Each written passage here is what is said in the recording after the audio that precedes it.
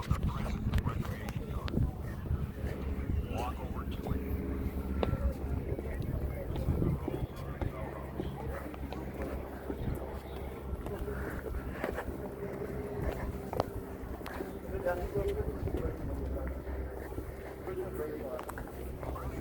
Had a decision to make, whether to obey the rules or not, to do good time or bad time. That decision affected their lives dramatically. Medical attention, and all the necessities of life. Everything else was a privilege. Time to exercise outside, getting books and mail, all had to be earned. One of their favorite privileges was a recreation yard. Most pleasant place, I believe, on Alkatraz. Most appreciated. The handball court, the horseshoe court. Prisoners also played bridge out in the yard, dominoes instead of cards. They came out with a system called Autumn. Like a whole other cell. Guys got so wild out of this bridge. They go out there and it'd be so cold.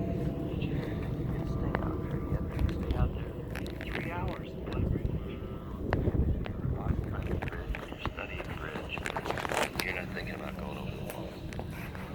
Prisoners who chose not to behave ended up in a harsher place, isolation. You should be facing the photo panel. Look to your left. Directly ahead is an open steel door marked D block. Go through this door. D block was a prison within Alcatraz, the treatment unit. Once you're going to operate on the basis, you do what you know. You're going to get over it. You don't behave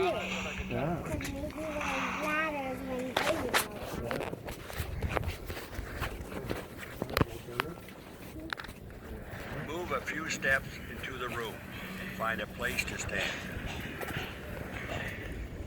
Look up at the 3 tiers of cells. Unruly or violent prisoners were sent here. They stayed in their cells 24 hours a day. Typically, they were only allowed out once a week for a shower and exercise. Now, in this cell block, you have 42 of the least popular cells in Alkatraz. Although by far they are the best, the nicest, state-of-the-art available.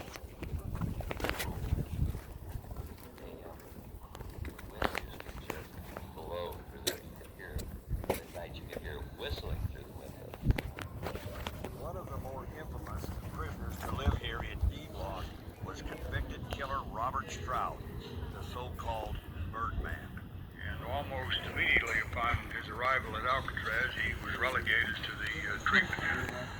And he didn't bring his birds along with him, which made him very unhappy. But he brought all his bad habits with him, which made us unhappy.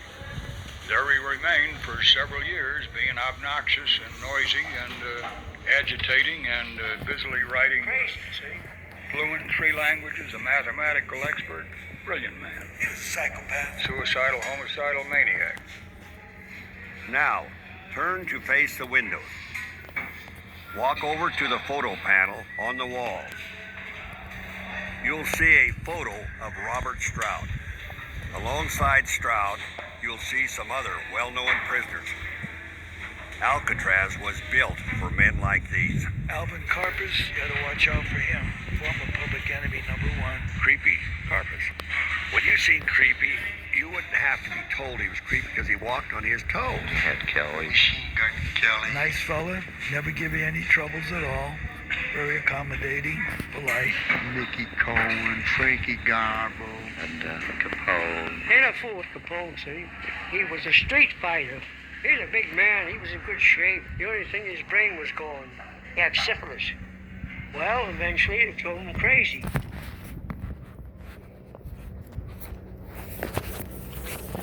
Now, turn back to the cells. Walk over to the cells on the far right with solid green doors. This was solitary confinement. The whole cells 9 through 14. When the cell was occupied, the regulations required that the light be on. But we kept the lights off when they were in there. They were in the dark. You may enter one of the cells if you wish.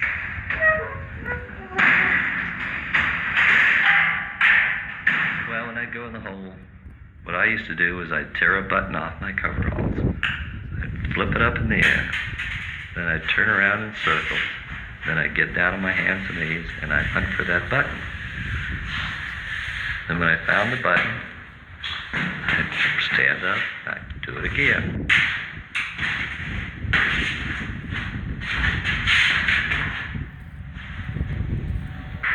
But if you would close your eyes like right now, close your eyes and seal your eyes up with your hand, with a little concentration you can see a light.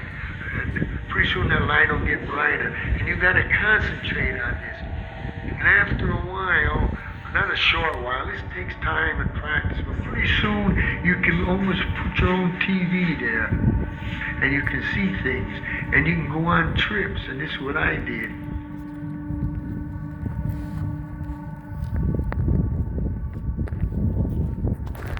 Now, open your eyes.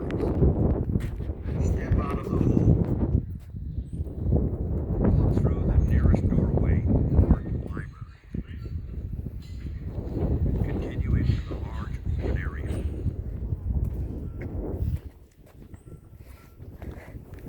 This was the prison library. You put your request on a library card. If the book was available, they bring it for bars for you. Prisoners with reading privileges could subscribe to approved magazines. And it had some story about some convict out of Nebraska or something that was cut out. Never mind that you might have been reading this serial, and it was on the back of one of their pages. Prisoners who behaved could also take correspondence courses. Took a course from the University of Pennsylvania on animal husbandry. Gestation period for a pig is 3 months, 3 weeks, and 3 days. Now let's continue. Walk out of the library, turn right, walk along the cells on your left.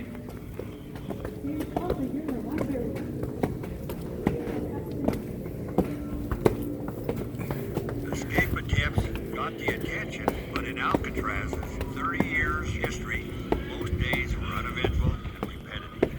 Stop at the first furnished cell. Most accepted that this cell block, however grim, was home for now. Some considered this sunny area the most desirable part of the prison to live. It was like coming back and greeting an old friend, really. Take a look into the cells. I used to do a lot of oil paintings on Alcatraz. If I was painting a scene of the Swiss Alps or something like that, I'm right up there skiing as I'm painting, and I used to escape that way. My grandmother taught me how to crochet when I was a kid. So I taught a lot of guys how to crochet. Big tough guys sitting in there with a needle and crocheting. Move on to the next cell. In the 1950s, radios were installed at Alcatraz. You might have noticed what looks like a light switch box with two holes. Prisoners plug their earphones in there to listen to the radio.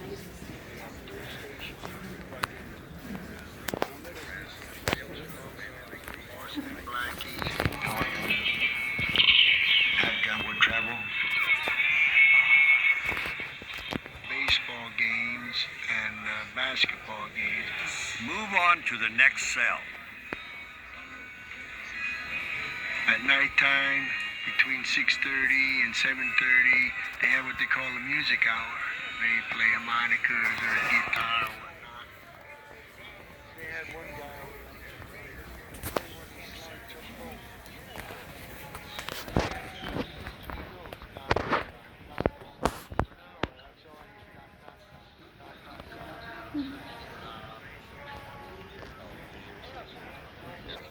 Clarinet, guitar, whatever, started playing.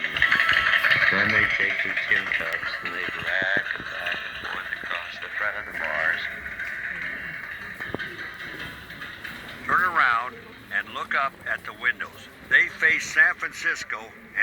setting sun. The yacht club, which was directly across from the island, would always have a big New Year's party. If the wind was blowing from that direction to the rock, you could actually hear people laughing. You could hear music. You could hear girls laughing. You know, you could hear all the sounds that were coming from the free world at the rock. But New Year's was always the night we heard it. Continue to the end of Seedy Street. When you get there, turn left. Look for 4 small windows in the wall on the right. They're marked Visitation. The prisoners called this Pekin Place.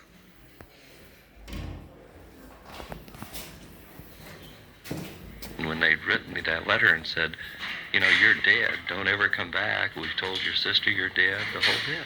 You know, I'd been there at the Rock 7.5 years. The guard came up and racked my door open and said, Quillen? And I said, yeah. Or said 586, and I said, yeah. You got a visitor. And I told him, I said, you're full of crap. He said, you got a damn visitor. Go down to the visiting office. Approach the visitors' windows. I thought, hell, I'll see some good-looking chick at least, if nothing else, you know. And I walked up there, and here's this good-looking girl. I was nervous, didn't know what to expect. I knew who she was when I got a real good look at her, and when she said Jimmy, but she always called me. Hell, I knew it was my fish. Once I saw Jimmy, it was, you know, he didn't look different, and